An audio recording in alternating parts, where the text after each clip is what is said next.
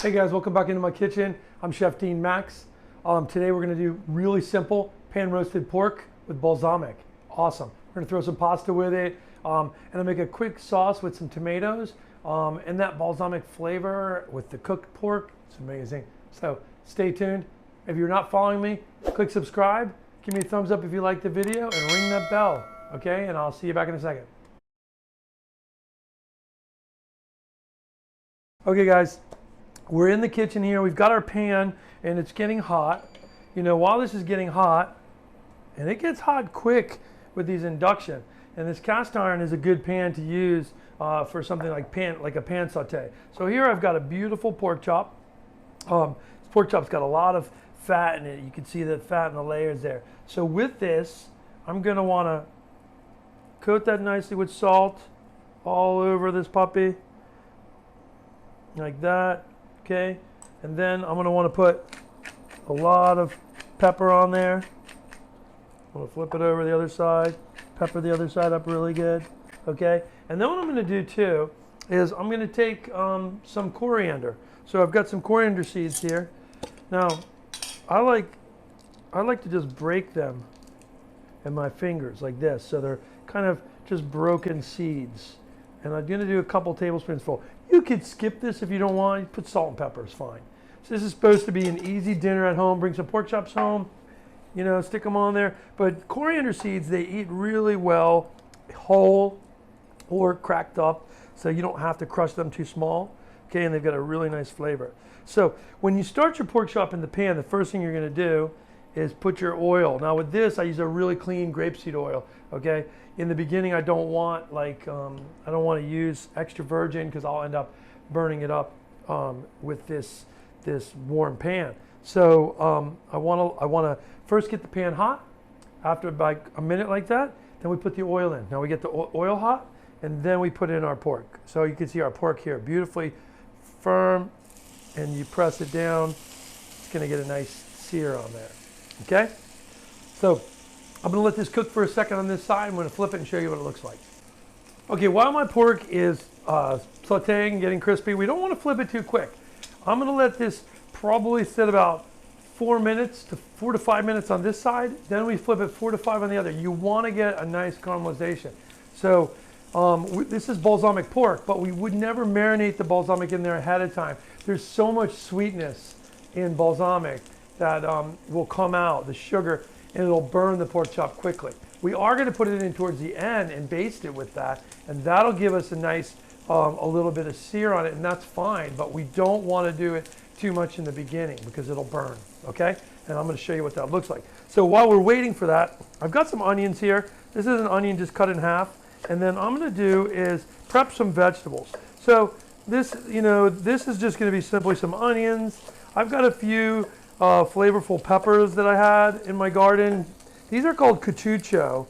And cachucho are like a Scotch bonnet pepper, which is a very spicy pepper from Jamaica, but it has no heat. And this is what they use kind of in Cuba too to make black beans. And stay tuned for an episode with black beans with cachucho peppers, and that's really the traditional flavor. Okay, so for Cuban black beans, I'm going to take these julienne onions like this. Okay, and we're going to add this when we deglaze our pan with this and the tomatoes. I've got some beautiful tomatoes here. You can see I've halved them. These are just really sweet cherry tomatoes. There's nothing better than an off the vine cherry tomato. I love just walking through a garden, picking cherry tomatoes off. How great is that, right? Now, this cachucho pepper, I'm just going to julienne it one way with the seeds in it. Again, this isn't super hot, so we don't have to worry about taking the seeds out. If it was a really hot pepper, a lot of times you take the seeds out, it makes it less spicy. But this is going to give us nice flavor.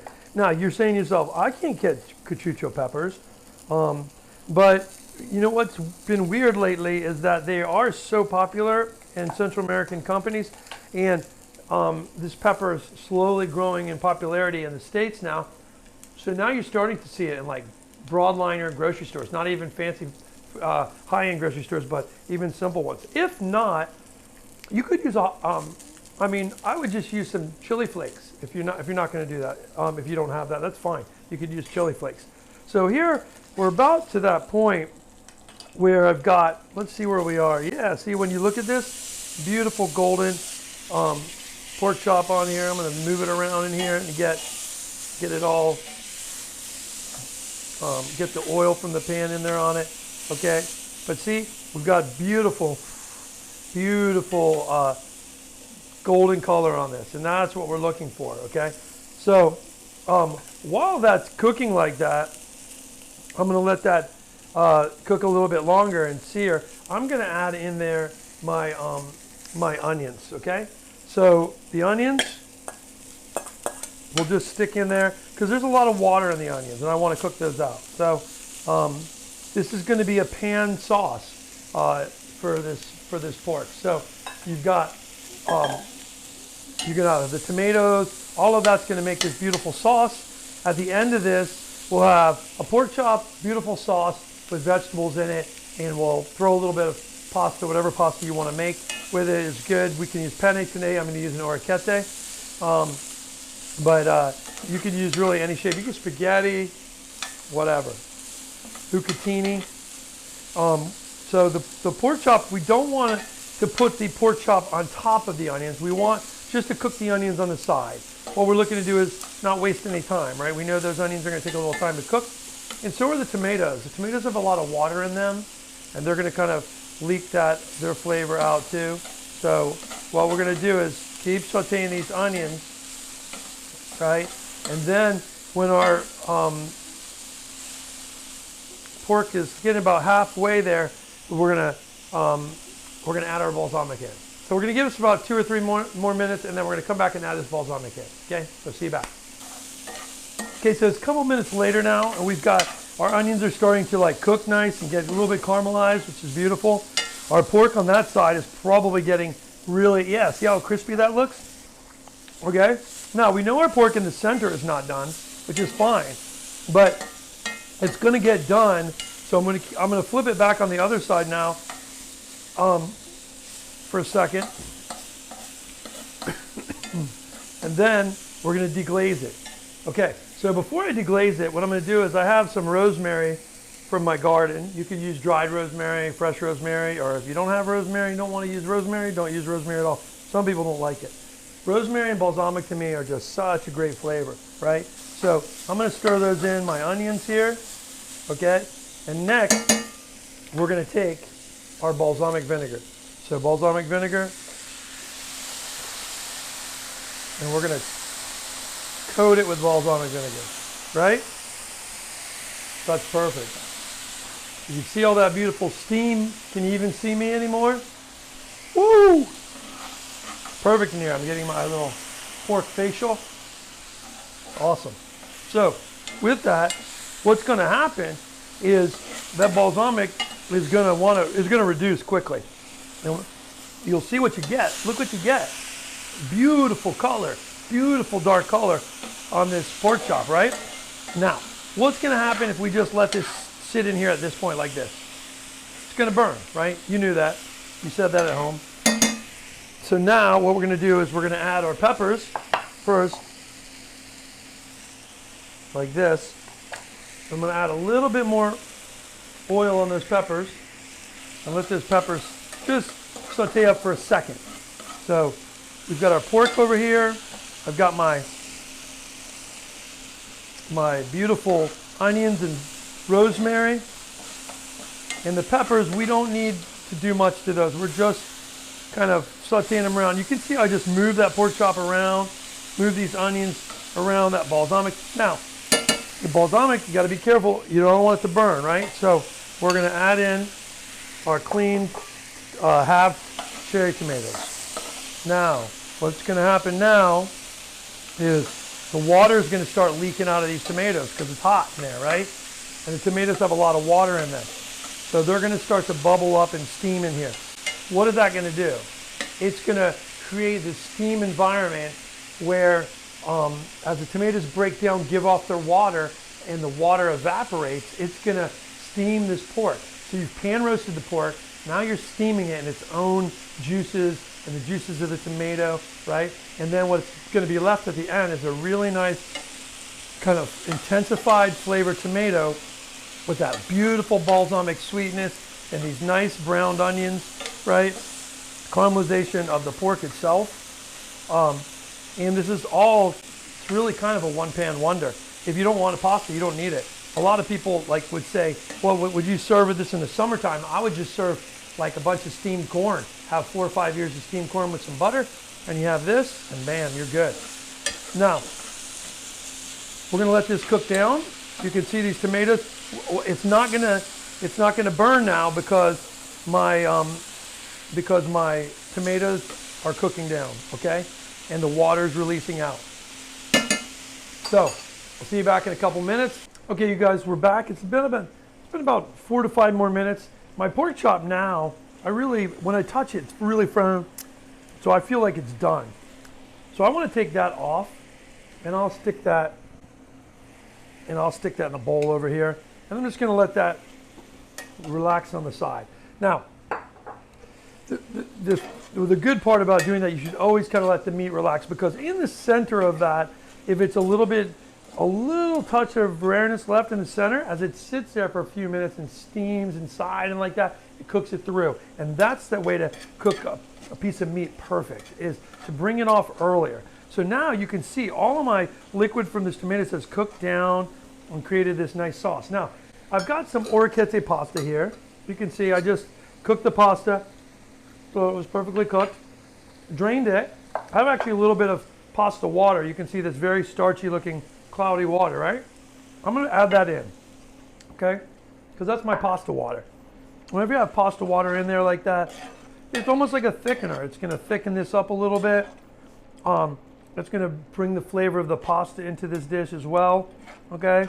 You can see how it's starting to thicken up already, right? I'm going to add a little bit of butter in. Why? Because I feel like having butter. If you don't want to have butter, you just want to have olive oil, have olive oil.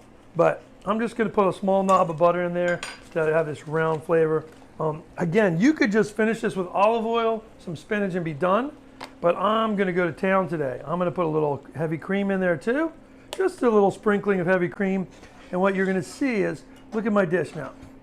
The heavy cream really, it looks like a meat sauce now because the balsamic's black, you know, and when you have the pan drippings of the pork or the pan searing of the pork, right, you get this really kind of brown sauce. It almost looks like you made yourself a veal sauce, but there's no meat sauce in this. So it's really kind of a great look. With that, at this point, as it comes back together, I want to taste it a little bit for salt. I think it needs more salt. So I'm going to put some more pink salt in there. And I'm going to add spinach, okay, and the pasta. So what I want to do is I want to add my pasta in, right, like this, right?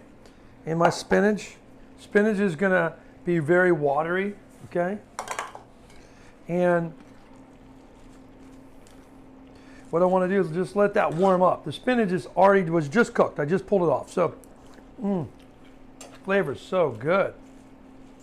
With this, I just want to kind of let it kind of come together like this, okay?